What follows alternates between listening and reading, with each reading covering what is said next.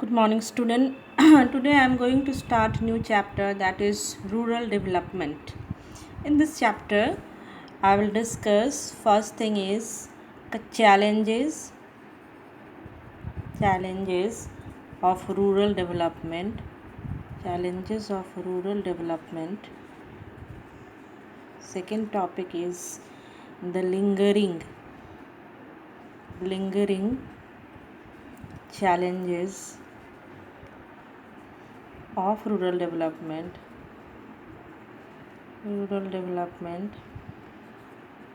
lingering challenges of rural development. And third topic is the emerging challenges, the emerging challenges of rural development.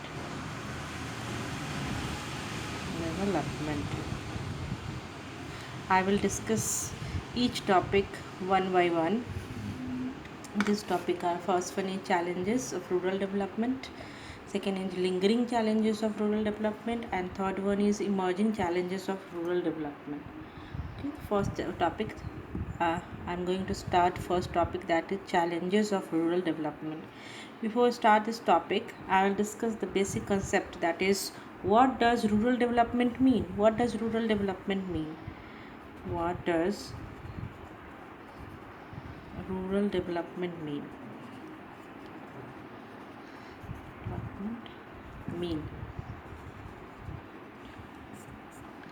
Students, rural development means the basic thing meaning of rural development means action plan.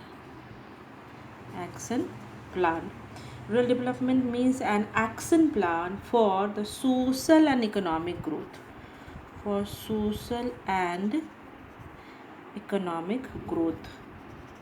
Economic growth of the rural areas. Of course, rural development means related, that concept is related to rural areas, and rural development means action plan of for social and economic growth.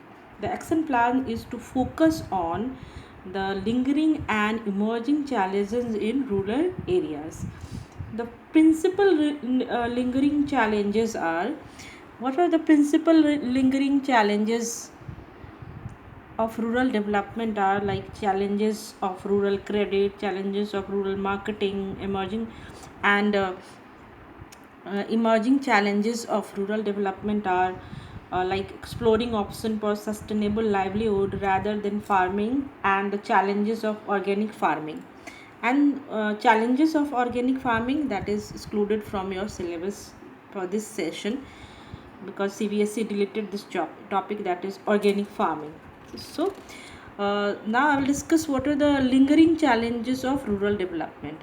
First, I discuss what is the rural development. What does rural development mean? Rural development means action plan for social and economic growth in rural areas. Okay, and now what are the lingering challenges of rural development? Second is first topic is like this. Second is the lingering challenges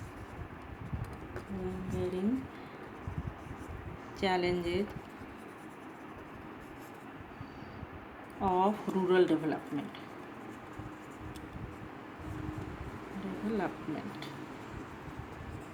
The lingering challenges of rural development. First challenges is the challenge of rural credit.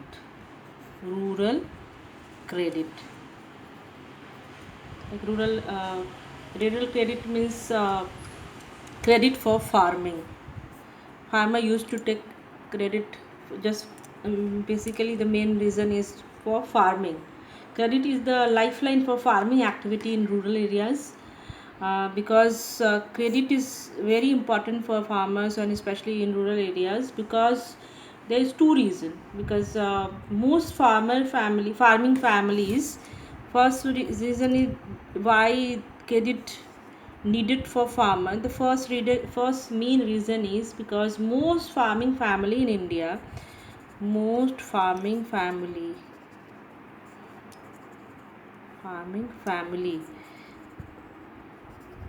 in India are small and marginal. Small and marginal holders. Small and marginal holders.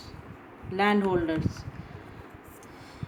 That's this topic I already discussed in detail in chapter of poverty, where you discussed causes of poverty, that Indian farmers, most of the farmers have small land holdings and marginal land holdings. Okay, and these small landhold in these small and marginal land, they used to produce just enough for subsistence, but just for their survival they are able to use they are able to produce crop grains. For they seldom generate surplus for further investment. Hardly they have surplus grains, so they can invest. For this they need for credit. Therefore for the farmers of India do farming just for their survival, because they have small and marginal land holdings. They hardly have any saving from the farming. So for farming they need credit, because without credit they cannot do farming. Okay, the first reason is for taking credit is most farming family in India are small and marginal landholders. Second is the normally you have seen that the gestation period between sowing and harvesting means sowing is just initial stage for cropping, and harvesting is the final stage where crops is cut down from the field. During this between these period is known as gestation period. So gestation period between sowing and harvesting of the crop is quite long. Okay, and this compound the need for credit. Listen, the gestation between sowing sowing and harvesting of the crop is quite long. Credit needs of typical Indian farming are again classified into three categories. The credit needs of typical Indian farmer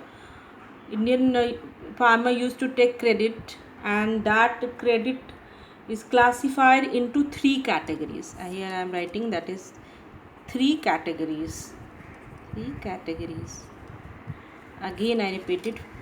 The challenges of rural credit means farmer needs credit for farming. Basically those farmer needs credit who have small or marginal land holdings. Okay, because they used to do crop just for their subsistence or just for their survival. They do not have any saving from the cropping. Okay, that's why they need credit for next season. Farmer have to do crop farming, so for that reason they need credit, because they do not have any saving. And second thing is the gestation period between sowing and harvesting is quite long. So the this compound the need for credit. Okay, and now I am discussing over here that the credit needs of typical Indian farmer are broadly classified into three categories. First one is what kind of credit they used to demand. First one is short term credit. The name itself suggests their meaning. Short term credit. First one. Second one is of course medium term credit.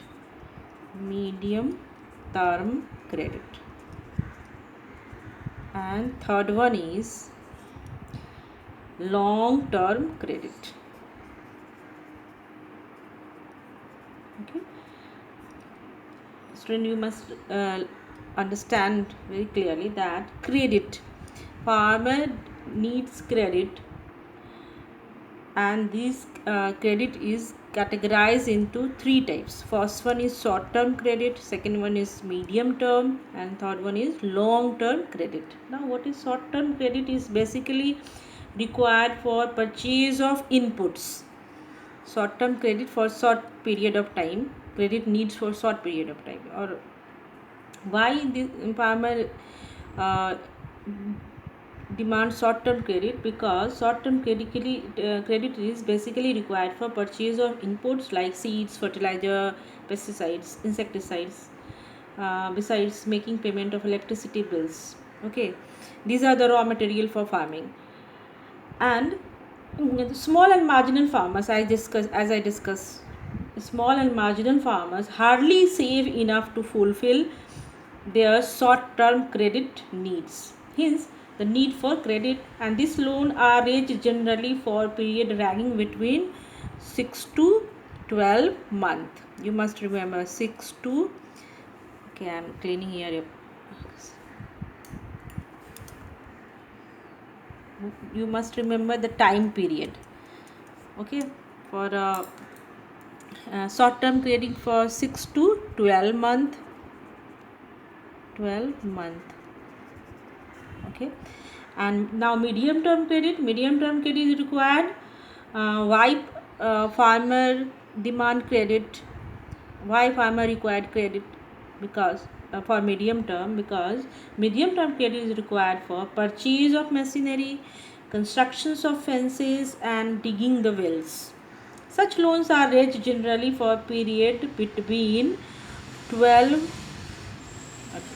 12 month 12 month to 12 month 12 month to 5 years.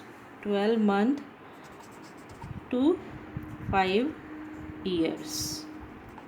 Short term credit for 6 to 12 month,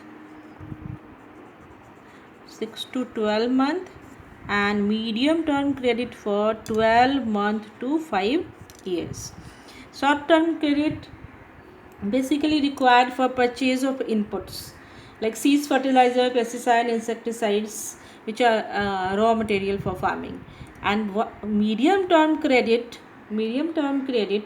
is required for purchase of machinery, construction of fences, digging of wells. Such loan are raised generally for a period of 12 months to 5 years. Next is long term credit. There are three categories of credit. First one is short term credit, second one is medium term credit, and third one is long term credit. Short term credit for 6 to 12 months, medium term credit for 12 months to 5 years. Okay, now long term credit. Long term credit is required for purchase of additional land,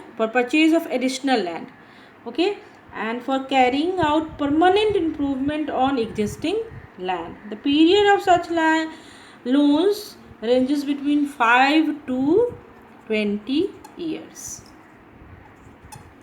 5 to 20 years. The period of such long term credit ranges between 5 to 20 years. You must remember the time period of these credit and why farmers required short term credit, medium term credit, or long term credit. What are the reason behind taking credit for short term, for medium term, and for long term? You must remember this. Okay, so student, I discuss first thing is what is rural development, then what does rural development mean. That is, rural development is the action plan for social and economic growth. And now the lingering challenges of rural development. First challenge, that is challenges of rural credit. Okay, student, the credit requirement of farmers may also be classified as productive and non-productive. Productive requirement of credit relate to production activity, and non-productive requirement credit relate to consumption activity. Okay, you must also understand this concept. The credit requirement of farmer may also be classified into productive and unproductive.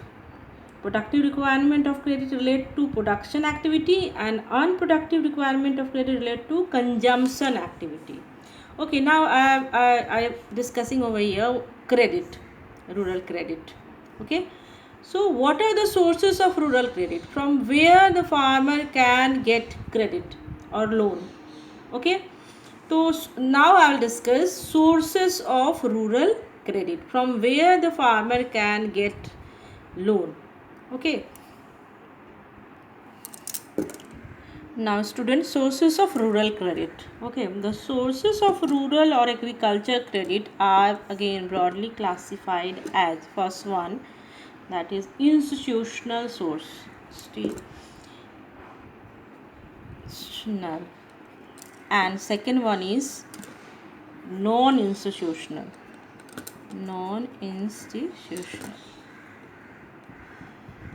Of the two, non-institutional sources are also known as, another name is traditional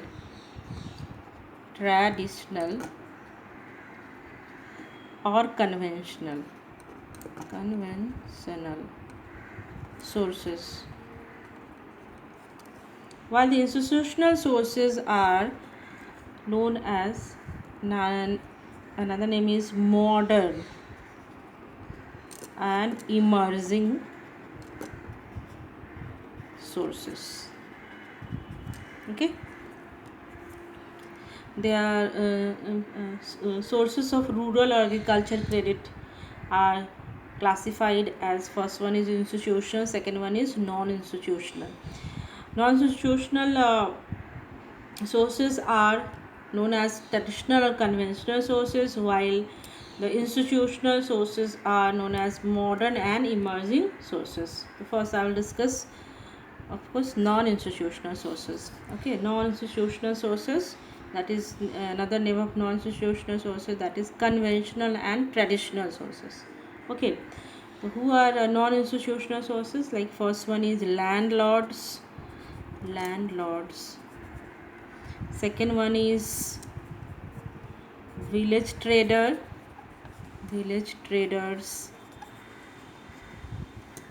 Then third one is money lenders.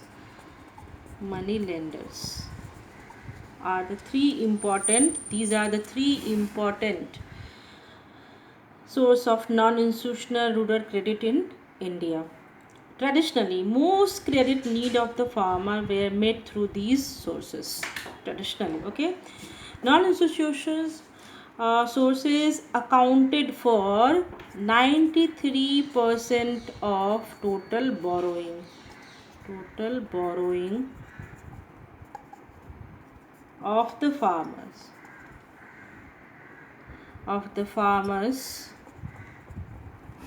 in the beginning of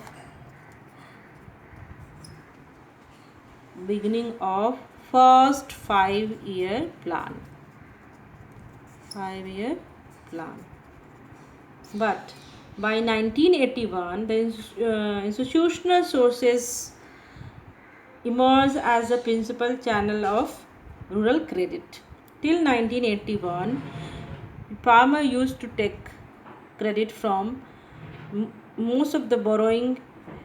The farmer used to take credit from landlords, village traders, and money lenders. And at the time of independence, especially at the time of after 1948 to 60s, around 93% of the borrowing of the farmer in the is taken from the non-institutional sources. Okay, now institutional sources. The institutional sources includes government, cooperative, commercial banks, and regional rural banks. Okay, again I repeat it. Institutional sources includes government, cooperative, commercial banks, and the regional rural banks, and together they accounted for only 7% of rural credit need of the farmer in the beginning of 5-year plans. First 5-year plans, only 7% of the borrowing were taken from the institutional sources. But presently, Their share has increased to over 66%. Okay, so student, my next video I will discuss it in detail, what kind of institutional sources in our country and how they are providing credit to the farmer.